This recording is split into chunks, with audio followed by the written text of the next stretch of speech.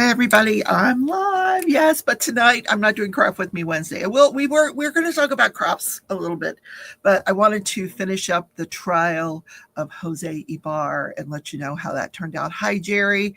So we're going to have a little bit of a different show tonight. Welcome Dawn. So I wanted to talk to you about the last day of testimony in this case of Jose Ibar for the death of Laken Riley. Back on February 22nd of 2024, the case has it's wrapped up, it's gone, it's done, it's over with, but I thought I'd put all of that into tonight's episode so you don't look for another episode. I took a sleeping pill last night and I slept almost all day. I was that tired. I don't usually take them, my God, and you can't even hear me. Hello. So the first thing I wanted to talk about, so we're on day 3.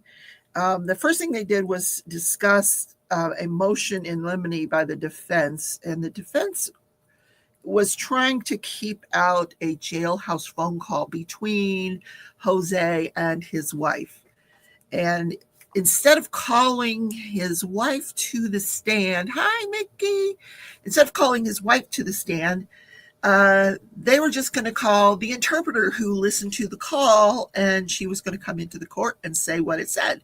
Now, this puts the judge into a very awkward position because usually he just manages the courtroom and says, yes, the jury can hear that. No, the jury cannot hear that. But in this case, he's like, I'm the person that's going to hear it no matter what. So he says, I'm going to go ahead and let them testify, and then I'll think about whether it's something I'm going to consider when I'm deliberating and making my ruling, which was really weird, So the other thing that this person was going to do was interpret, he had some photos of himself, Jose Ibarra did, where he appeared on Snapchat, and he put some lyrics over it. And the lyrics that he put over it, obviously all in Spanish. So this woman was going to interpret those lyrics as well. So, and the defense wanted to keep that out. So the judge is like, well, I'm going to have to hear this, and then I'll give you my decision as to whether it's something I'm going to consider when reaching my verdict. So it's just really weird because it's not something the jury should hear yet, but the judge is, like the cat's out of the bag, so to speak. Anyway, so you can't unhear it. So the woman that did the interpretation, she works for the FBI. She took the stand. She interpreted the Spanish song. It really had, to me, no relevance to the case at all, the lyrics of this song. Hi, everybody. Hi, Dawn, Robin, Jerry, Christy, welcome. So I didn't find that had any relevance to anything in this case, this song. And then she interpreted the phone call between his wife, who apparently lives in New York, and the state didn't want to fly her down here. I don't know why, but one of the arguments was, when a husband and wife talk, it should be privileged. It should, like a marital privilege. And the prosecution argued that you're on a jailhouse phone. They tell you when you call immediately that the call's being recorded and listened to by other people. So it's not private, and you can't, institute the protection of your marriage when you call a jail and talk to your husband. So we got to hear that call, and during that call, she asked him over and over, "What'd you do, that girl? What'd you do, that girl? What's happening with that girl?" And he kept saying to her, "Forget about it. Leave it alone, leave it alone, leave it alone." Like, it was just a weird phone call. It wasn't evidence of guilt one way or another, I don't think. So when this was played the day before yesterday. So then today, it was played yesterday. So today when the judge comes in, the first thing he says is, well, now that I've heard the lyrics of the songs and the cell phone call, I find that they're not relevant and that they're hearsay, and I'm not going to consider either one of them in reaching my verdict. I'm like, okay. So the jailhouse phone call was out, and the lyrics to the song was out. Then they brought in a guy who extracted the cell phone and the Garmin watch. She was wearing a Garmin watch. Garmin's basically track your GPS. So before we get into that, because I'm going to kind of combine this with the crafting that's going on, I finished the cat painting. Let me go get it. I'll show it to you.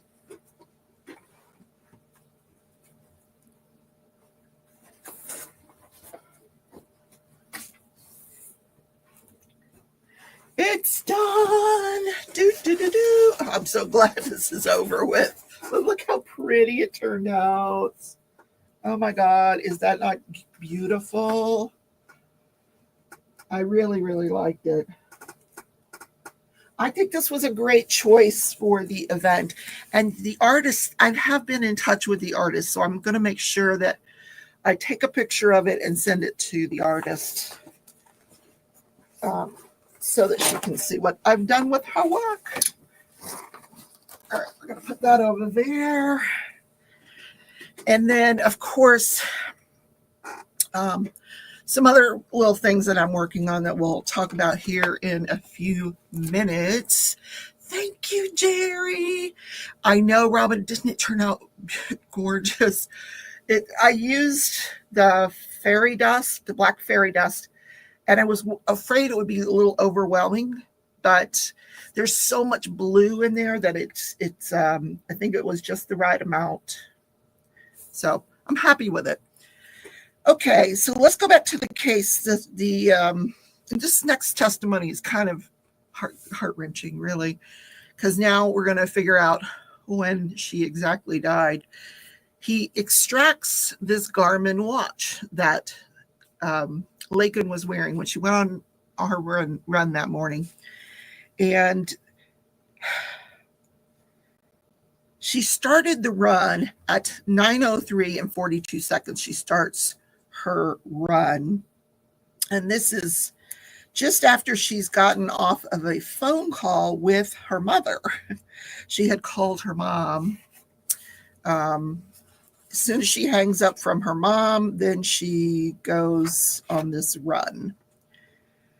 So it's at 9, and she starts out running at 9:03. She starts running at a 7.7 mile per hour pace. That's a pretty darn good clip, you know. There was another runner that testifies later on that she usually runs about 8 miles per hour, but if she's just kind of leisurely, 7 is leisurely. What? I always strived when I was a runner. I was striving to get to 6 miles per hour. That was my goal pace, not 7 or 8. Good Lord, these youngins. But anyway, at 9:10 and 44 seconds, she comes to a complete stop. Stops running. And then at 9:10, just 50 seconds, so 6 seconds later, she attempts to call 911. So what she does at 9:10:39, she activates the function on the emergency function on the phone. And the judge showed not the jury, but the witness showed the judge a couple of ways that you can activate. And this is, y'all need to pay attention, because if you're ever in trouble and you have an iPhone, there's a couple of ways you can activate the emergency thing. One is to press and hold both, the all on off, how you would turn it off. Well, now I just took a picture. Press and hold it. Did it come up? No, come on. Am I not holding the right button? Yeah. So, and that comes up. So you would just press that emergency button there. But you slide that to turn it off. But if you need an emergency, you can just press that button. But that's not the way she did it. The other way you can do it is if you pull up your dial pad right down here in the corner, right here, it says emergency. You can just press that button, and Jerry's never been a runner. Yeah, you never know when you're going to get into a situation. You could be walking to your car. Always have your phone in your hand. And this is a way you can just press that button and it will call 911. So those are the two ways that you can do it on an iPhone. I don't know about the rest of the phones, but that's how. So the way she did it was through the dial pad. She had the dial pad up and she pressed that where it said emergency. And that went straight to 911. But it doesn't do it like immediately. It activates it. Once it's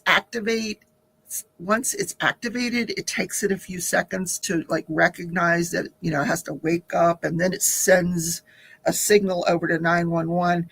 So there's a few second delay before it actually goes through to 911. So we know that the call was disconnected by someone at 9:11:59. So 9:12 basically. Well, the last, one of the other things this Garmin watch does is they measure your heart rate.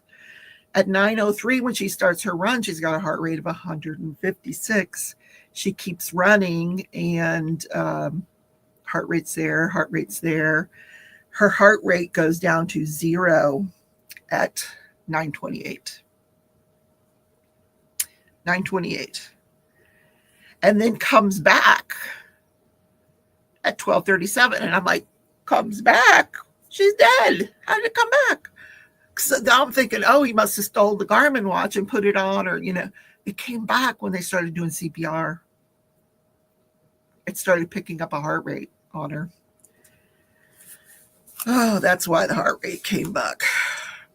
Is it the same on a Samsung? That's good. That's good to know, Robin. They also, one of the cell phone people mentioned that the Samsung is like the Cadillac. Like iPhone is iPhone. But if you've got apparently the brothers also had a Motorola and a Samsung. He said the Motorola is like a scooter. The Samsung is like a Cadillac.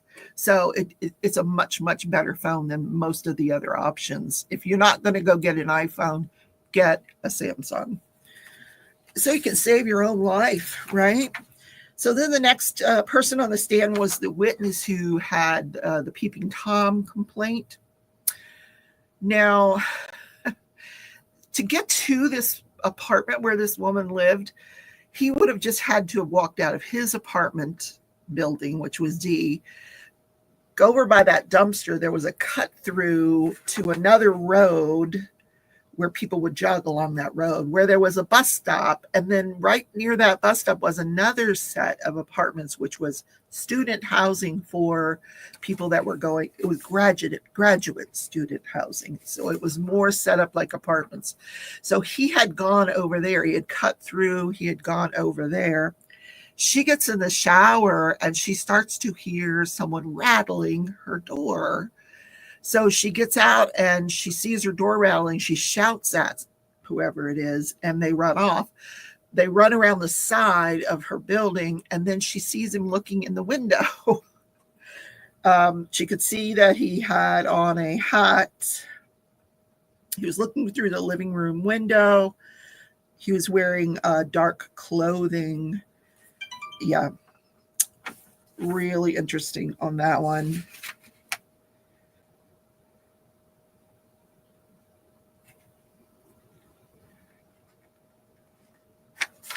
So,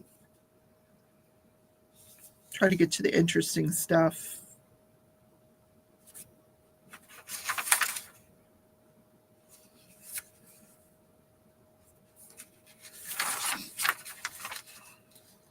So there was another runner that was on the trail that day. She had left her house at 8:04 a.m. and she got on the trails just after 8:20. She saw that there was an unusual amount of university police out and they were saying that there was suspicious activity in the area, because when he goes over and does this peeping Tom stuff, it's early in the morning. He leaves at like 6 o'clock in the morning from his house, and it's between 7 and 8 o'clock that he is literally there's a person that takes the stand. They have what they call a trail. I thought it was a trail cam. It's a trailer cam that they can move around the university wherever they think it's needed. And it's, if you've ever been to like Walmart or Lowe's or one of those big box stores, you'll see out front, they'll have this big, there's a light pole attached to it. That's a camera, and it's to prevent shoplifting. Well, they had one of these out and about. And that particular day, it showed the bus stop, but it also showed this woman's apartment off to the side. You could see her apartment. And for 1 hour, you can see Jose Ibarra.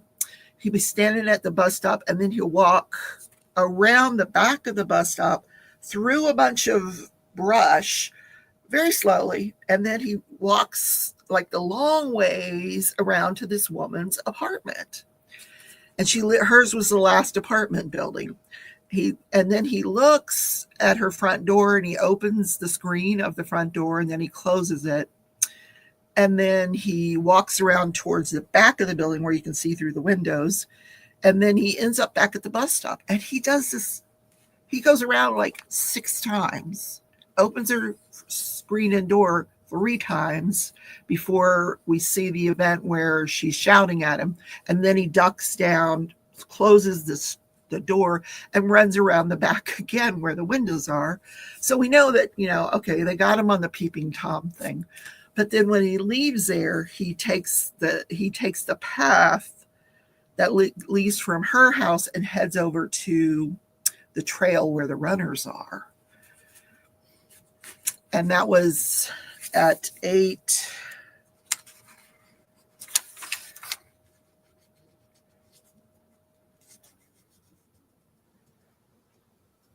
Like it was 8:55-ish, something like that.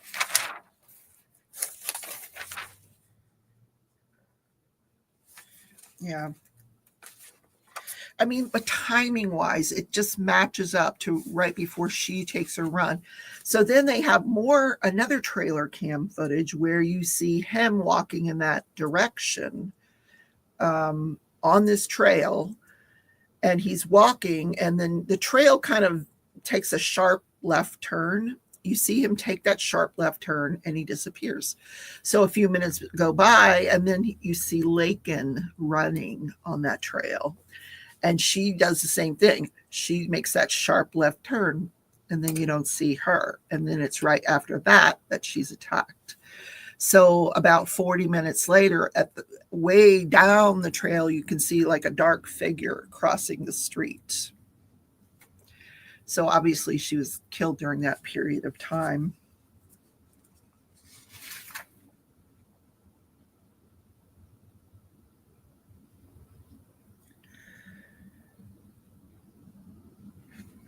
So they spent a lot of time like negating that this might be Diego. Diego had a job. He was working the night before. He came home. He was sleeping the morning of February 22nd. And everything he said was he could corroborate. They interviewed him, and they really didn't feel like he was being deceptive. So there really was nothing that tied him to this murder. So then we had he's a creep.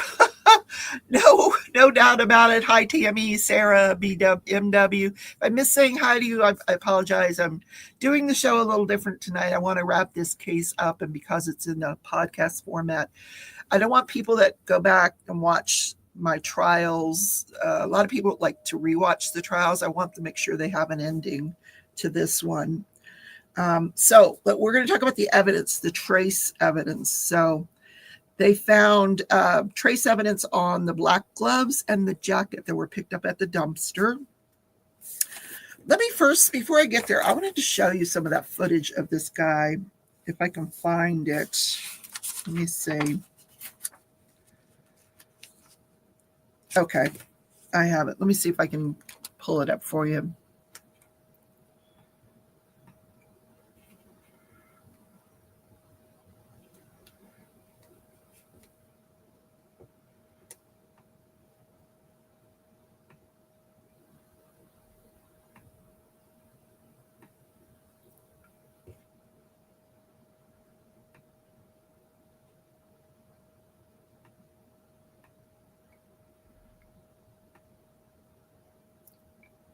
And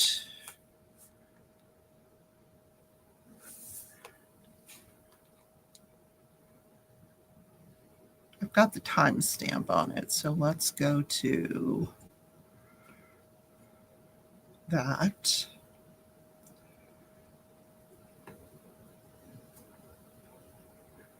Did I get the timestamp right?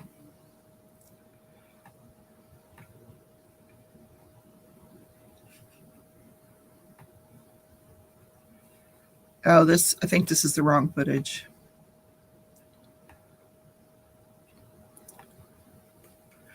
Let me go to today's. I think it's today's. Nope, that's his investigation. Nope. Okay, I don't know where the footage is. I have it here somewhere. I apologize. I usually have more time to prepare this. That's not the footage. Anyway. Crashley, hello, working and lurking. Great. Hi, Mutt Nuts. All right.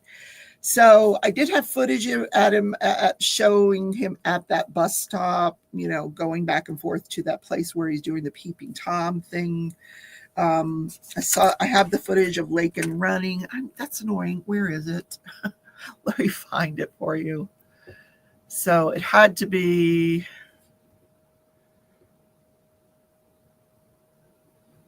All right, I'll find it. That's not it.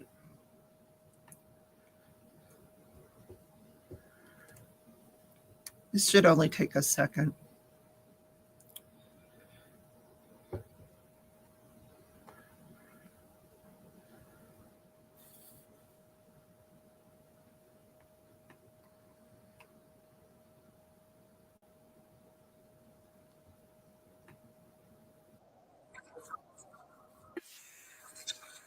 Okay. All right, I have it. So let me pull this up for you guys. I found it.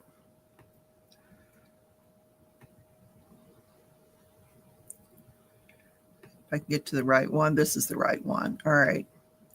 Now I'm going to try to make it full screen, and then I'm going to show you just what he was doing that morning because it's just so creepy.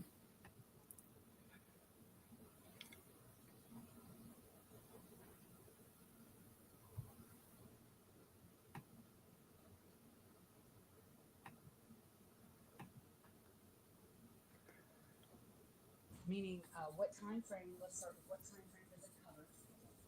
The GDI cyber version, and if you individually go in and pull clips from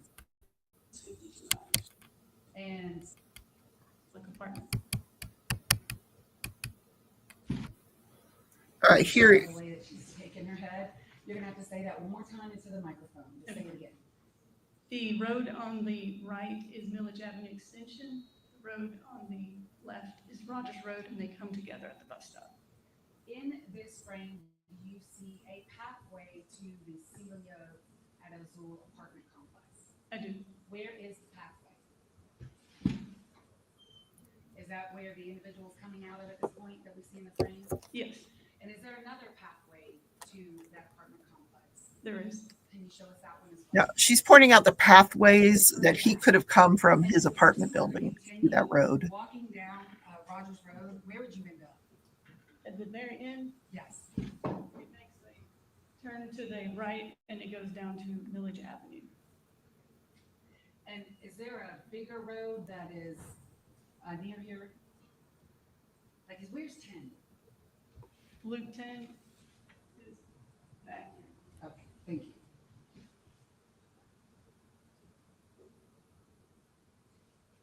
This bus stop, is that a University of Georgia bus stop? It is.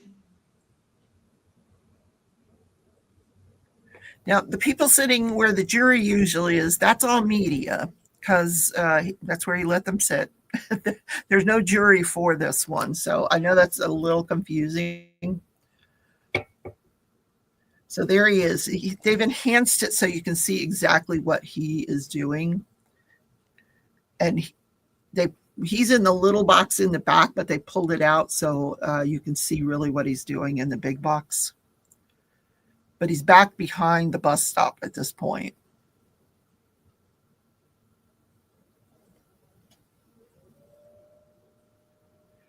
And he's carrying this styrofoam cup with a straw that they test later on, and the straw does come back with his DNA on it, not his brother Diego's DNA. I'm going to pause at 6:53. In this frame at 6:53, do you see apartment 114 in building S? I do. Can you please point it out to the court? So it's the lit up door at the bottom floor of building S. It's the southernmost tip of the building.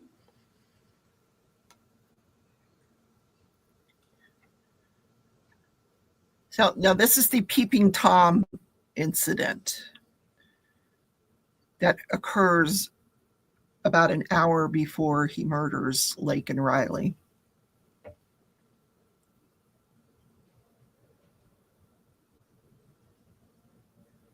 And this is at 6:53 a.m. He hangs around here in this area, just walking around for another hour.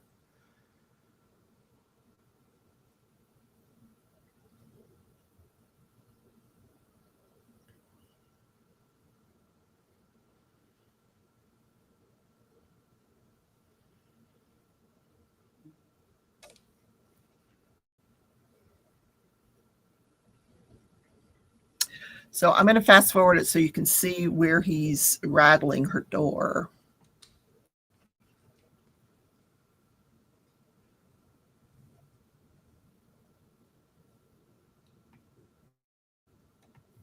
Items that this person was wearing. Yes. And in your review of this video, were you able to see, first of all, gloves? Yes. Can you point to those? What color are they? Black. Were you able to see a cup? Yes. Can you point to that? And then were you able to see a bag? And it may not be best in this video at this point, but in one of your still shots, can you see a bag? Yes, I do. Can you please, I'm going to just show it to the court. Is it where my finger is? Yes. Okay, I just need a way to do it. She's trying to point out the bag that he was wearing. They found the jacket in the dumpster. They found the gloves in the woods, and they never found the bag. There's the bag he's wearing. They never found that bag. Review the bag now? Yes, I do. All right, at 6:54.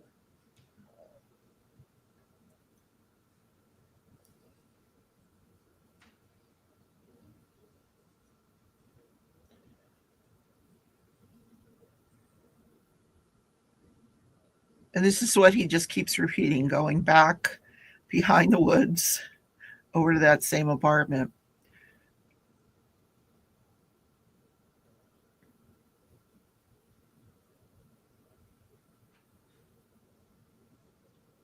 He's been there now for almost an hour.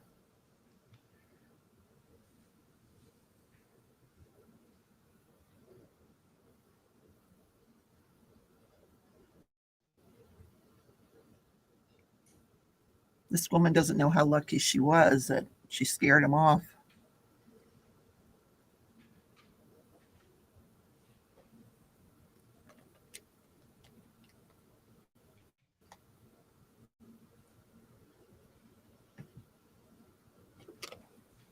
Thank you, Dawn.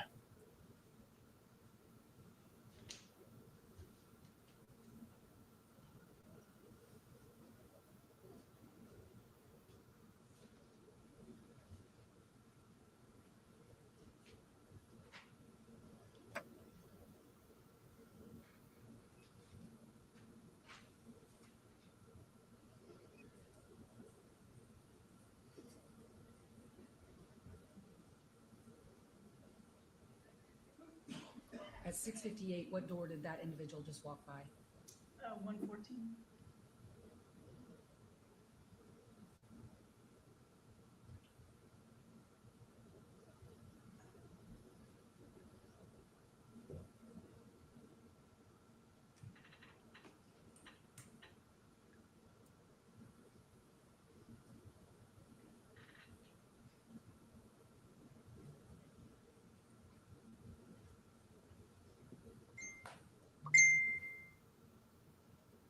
Now you're going to see him try the door.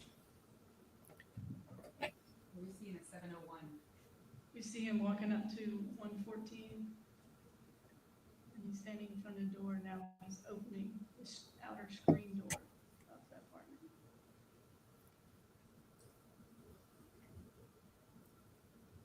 Keep in mind, this is a woman who's in her apartment alone, taking a shower.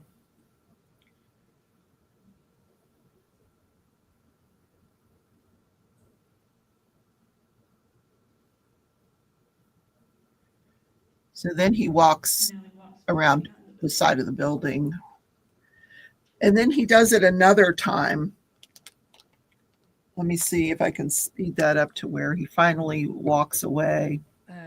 And now our next clip is at 7:06, so that's how Cyber just put it together. So we're Correct. not watching 5 minutes of dead video. Correct. But when you see him go to the back of the building, in the back of the building, are there windows in the back of the building? There are. And are there windows to 114 in the back of the building? Correct, and it's on the ground floor, so it would be at, head level, chest level of an adult.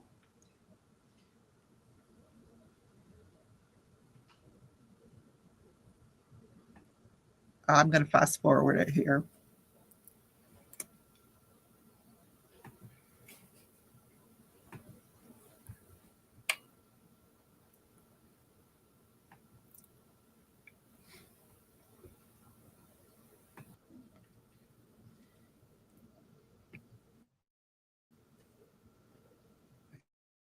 Okay, and I'm gonna stop it here. So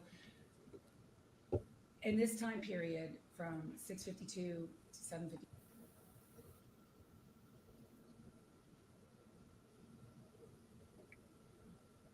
Trying to get the point where he walks away towards where the runners are.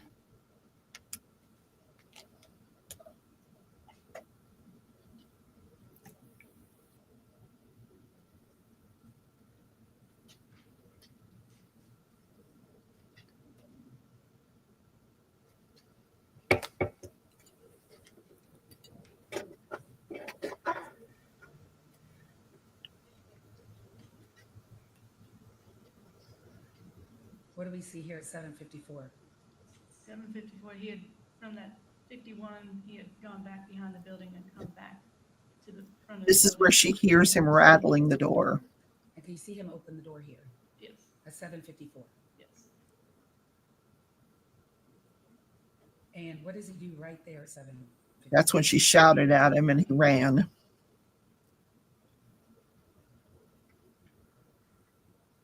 What direction is he Then going? he goes around the side to peek into her windows. And we just lost 2 minutes. We're now at 7:56. So you described he ducks down at 7:54. Correct. He goes to the back of the building. Correct. And then you don't see him What? again until 7:56. Is that right? So there's 2 minutes that we don't see in this clip because we're not going to sit here for all this time, where you don't see him on camera. That's right. So you see him again at 7:56. And Hi, in which Danielle. direction is he going? Welcome. He's going south, Towards, the IM fields. And here he disappears into the woods. There's no path there, just woods that he goes. So he just goes off into the woods over towards the intramural building where now we're going to see her running. I'll show you that.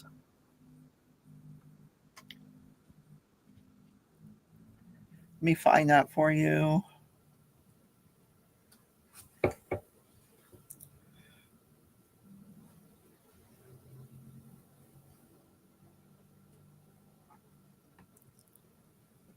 Okay, it should be in here.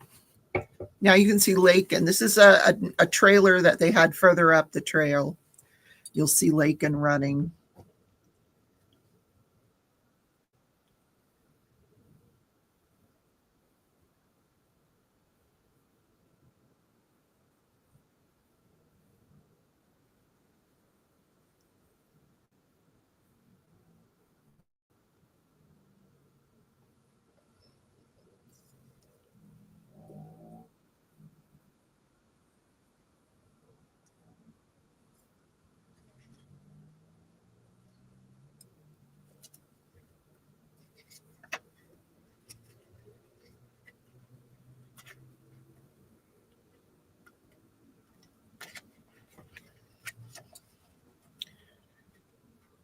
She's running right towards the direction that he just went in a few minutes before that. She's going to make that sharp turn into the, it looks like she's running into the forest, but there's actually a trail back there.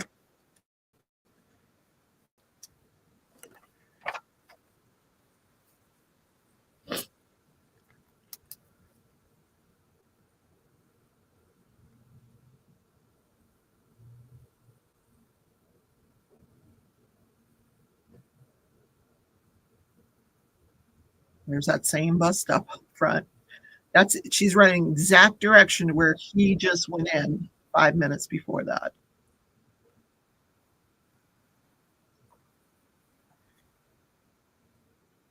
And then these are her friends and her dog that are looking for her.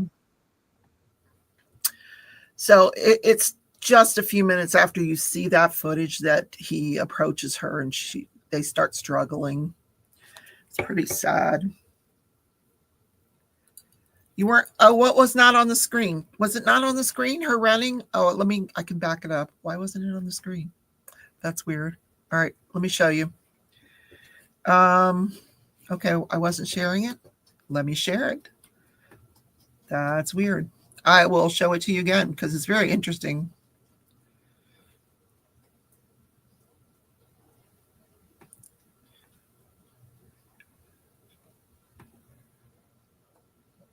Try to get the right. Okay, here's the right one. All right, let me show it to you again.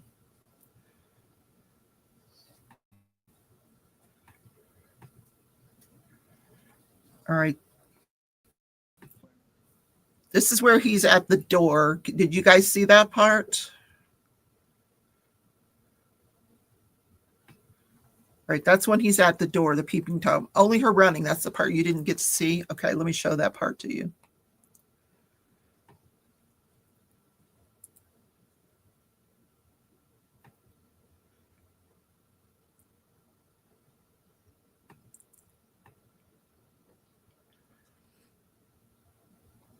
Diego Bar looks like? I do. And have you looked for him in all of these videos that you have reviewed? Yes. And on the 22nd day of February 2024, you ever see Diego Ibarra on this trail? No.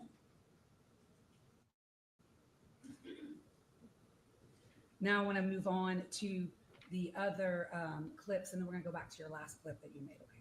So what time are we at now? 9:05. Okay, this is one with her. Now it's enhanced, so you can see they pulled her out and blown up where it is. So you can see her. She's really way far out back in the distance. What part of the trail are we on? This is Village Avenue Extension as it's coming towards the bus stop. What time? You said 9:05 a.m. Yes, And do you recognize that individual we see in the screen? I do. Who is that? That is Laken Riley.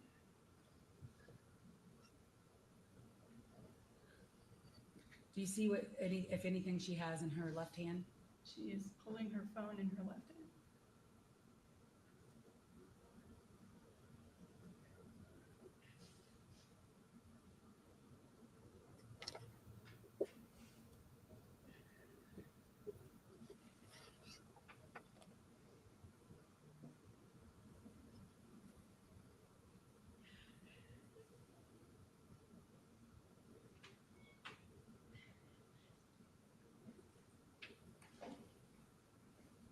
What direction is she running? She's running south. And was that also in the direction of the IM fields? It is.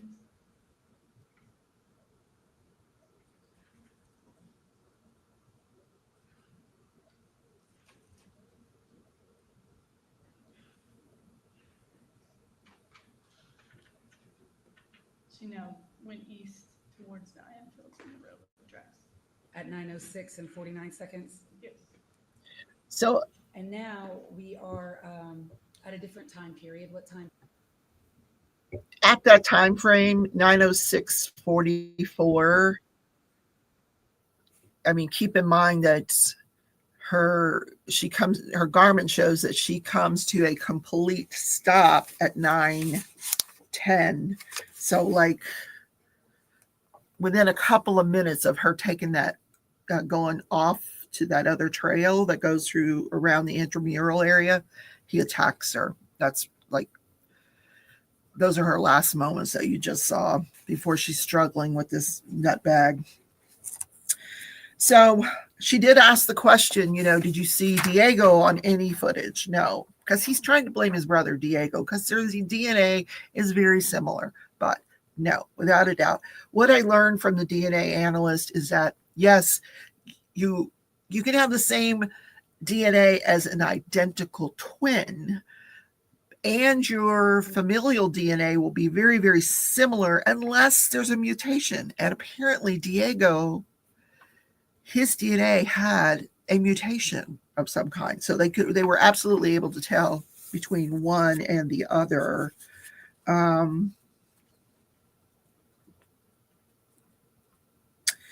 So the defense put on a couple of witnesses. They put on another runner. I don't know why they put this runner on. He said he saw a guy, wasn't in the right time frame, didn't really match the description of anybody in this case. Then they put on a woman who had been sleeping with Diego. And on the night of the murders, when they were standing out on their porch smoking, he asked her, hey, what's going on? Because this, now the police are all around their apartments looking in the dumpster. And he's like, what's going on? And she told him that someone had been murdered. And she said, but, if you know anything, you should come forward and tell them. And then he told her, if you say anything, you're going to die. I don't know. She didn't come across as being very credible. So that was their defense. Yeah,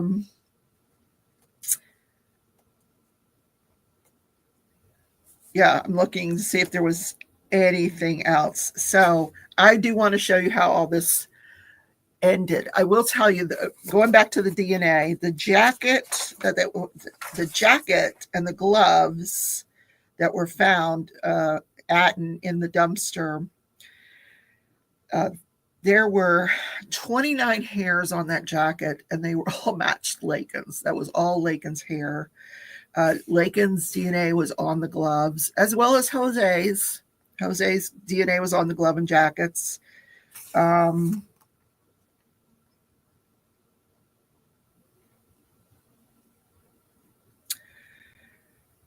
They had the medical examiner take the stand.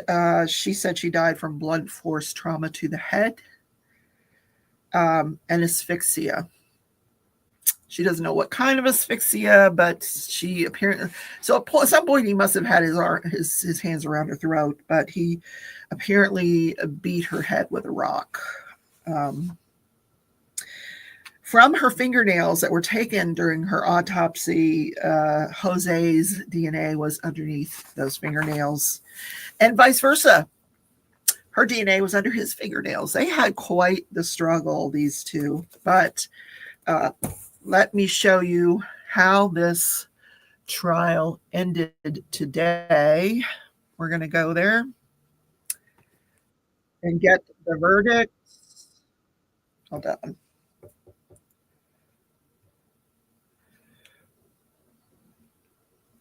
I want to make sure I'm in the right place.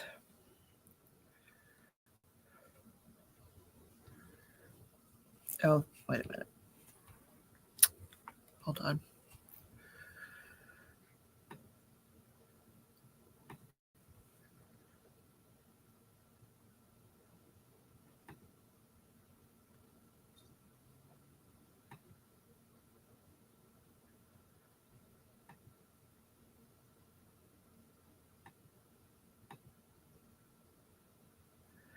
No, stop. What is this? StreamYard's giving me a fit.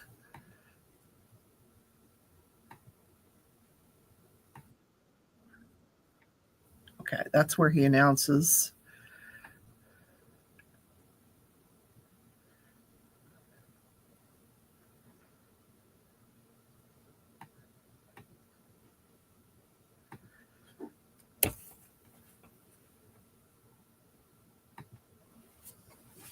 I write down these times and I totally messed it up. Okay.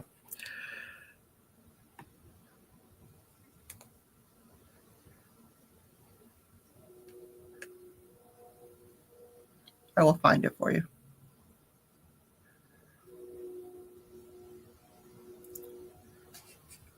I think it's in today's. No, that was yesterday's.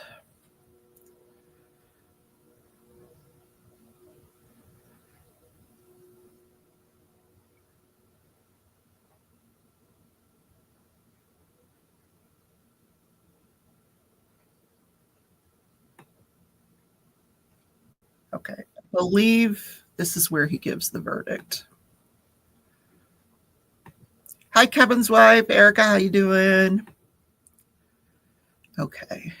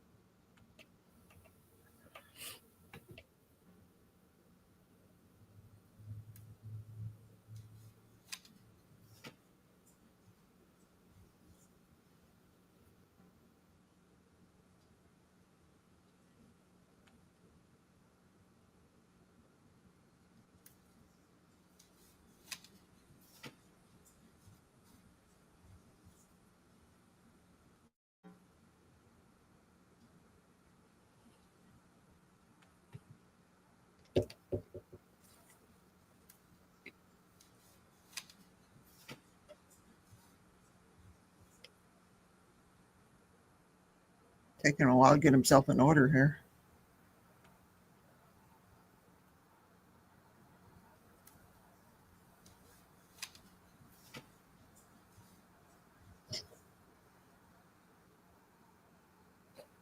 Is it just repeating the same thing over and over again? What is this doing?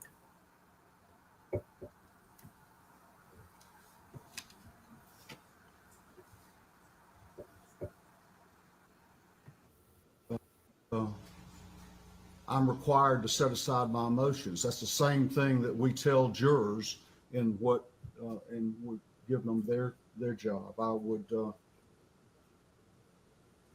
that's the way I have to approach them.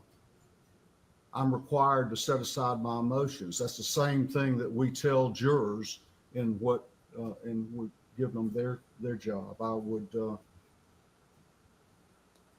that's the way I have to approach them. I'm required to set aside my emotions. That's the same thing that we tell jurors in what. Oh, good Lord. Their job. I would. That's the way I have to approach. There it goes again. I'm required to set my emotions. 8, obstructing or hindering a 911 call, and we're giving them their job. I would. That's the way I have to approach this. I'm required to set aside my emotions. That's the same thing that we tell jurors. In the state of Georgia versus Jose Antonio Ibarra, case SU 24 CR 0323, count 1, malice murder. I find the defendant guilty. In the state of Georgia versus Jose Antonio Ibarra.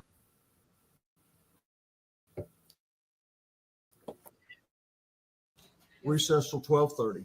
Okay, so he's found guilty on all 10 counts. Then he comes back for the sentencing, and let me get to the sentencing. Hopefully it's not still skipping. All of the family made victim impact statements. All of her roommates made victim impact statements. Obviously, but you, by imposing life sentences without removing the future custodians to the ability to do their job. Charged with will merge, others will not, and he can run them consecutively. But you, by imposing we're going to talk about that, Jerry. Yeah, that's a good point. Without removing the future custodians to the ability to do their job, is obviously.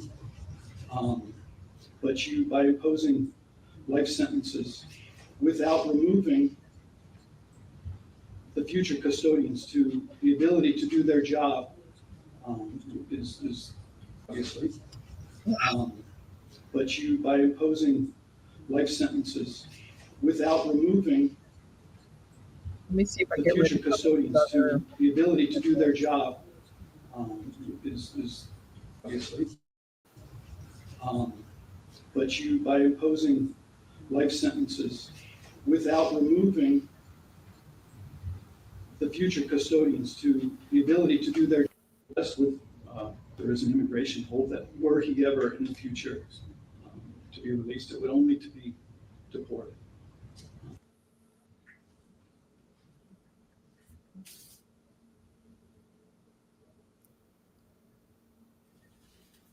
what he just said is important. He will never be released back into this country. I mean, he will serve his sentence with the chance that he will be deported.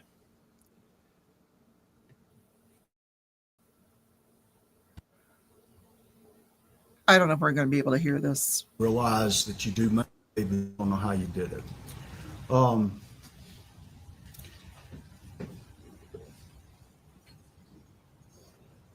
But I also, and this realize that you do make it through the day, but you don't know how you did it. All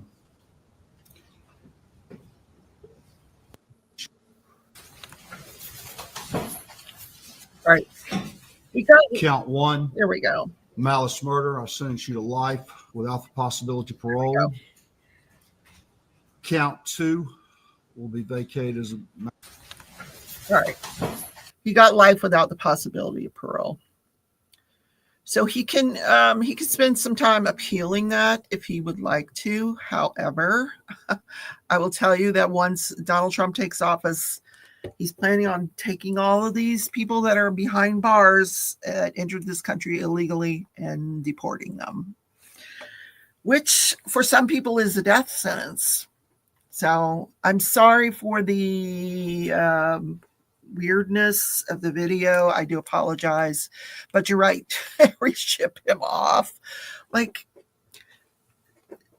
it was obvious that this group of people that he was with, they were all trying to find jobs. They had children back in Venezuela, spouses back in Venezuela, or even other cities. I don't know if you heard the last episode, but they came through El Paso into this country and then got on a bus, did not know where they were going. They go to New York. They end up in New York. And then they're put up in Hiltons, an abandoned Hilton that was used for these illegal people.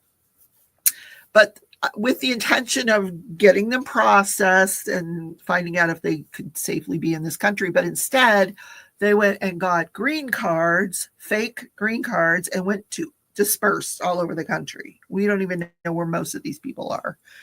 The people that he was living with, the woman, his two brothers, and an additional male are all in federal custody, awaiting deportation.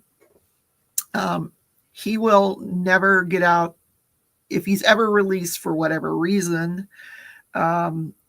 Like the judge said, he wouldn't be released into this country. He would be immediately deported. He would only be released for deportation. So that's his fate, either prison or back to Venezuela. And what Venezuela wants to do with him, I don't know. So thank you for bearing with me. I will show you what else. I didn't think you would want a third week in the row of my Legos saga. I still have to do the penguin and the polar bear, which I will do sometime this week. But Bag-O-Day came out with a new pattern. It's a hat it's a newsboy hat. And so I chose to do it in all white, only because the pattern is so, you're using a 4.5 or a 4 millimeter crochet hook, which is really tiny. And the pattern is so different and intricate that I tried a couple of other yarns and I could not see the pattern. So the only way I was able to see the pattern is just use a solid color, and I decided white would be really cute. And I think I could show you what it's going to look like at the end. It doesn't take me long to do hats, but I love this hat. I'll tell you, you'll find out why I love it when you see what it is. Oh, here's the hat.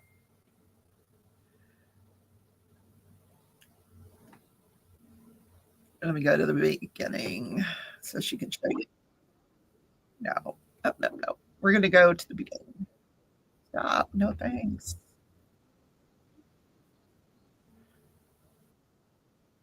There's the hat.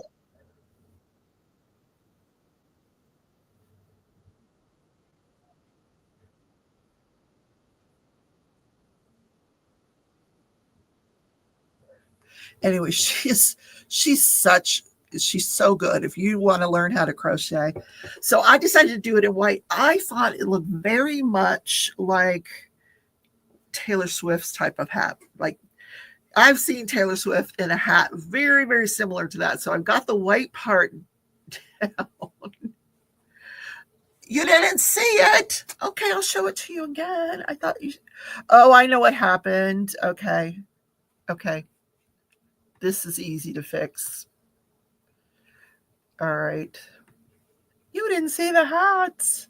I'm not doing good with YouTube today, guys. YouTube is not being my friend. All right, here's the hat.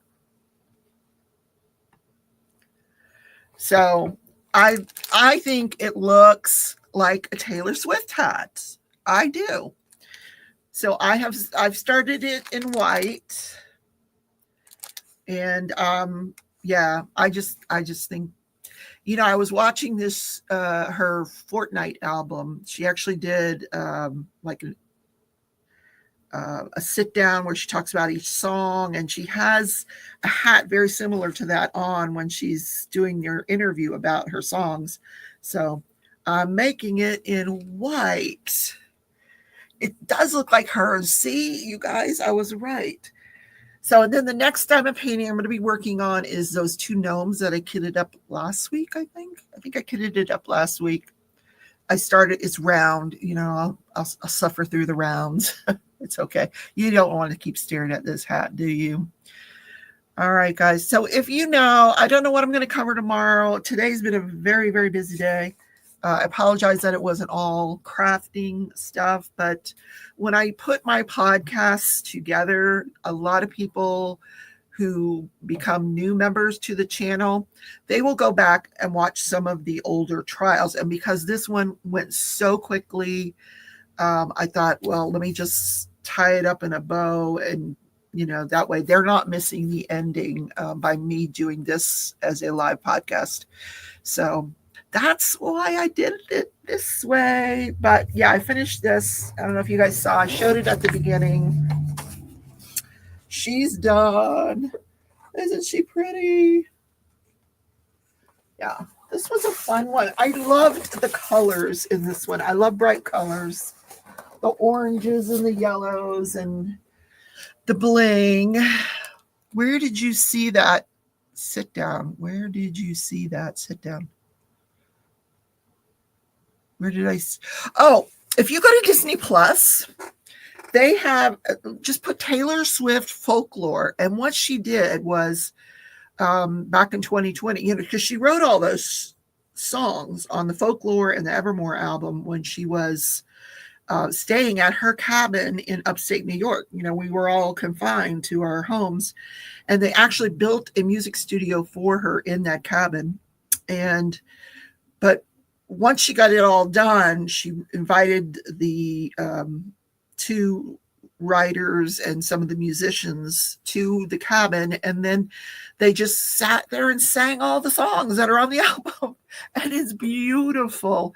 The songs are amazing. And so if you look up Fortnite and Taylor Swift, you'll find it on Disney Plus. It's like an hour, and it's just an hour of gorgeous music, because she's not up banging around, wearing sequins and shaking her butt. She's sitting down. She's singing. The musicians are there. She sings the Bon Iver song with him remotely. Like he's singing it in his studio in England with his face mask cover on. She's sitting in her studio in upstate New York, and they are sitting there singing this together.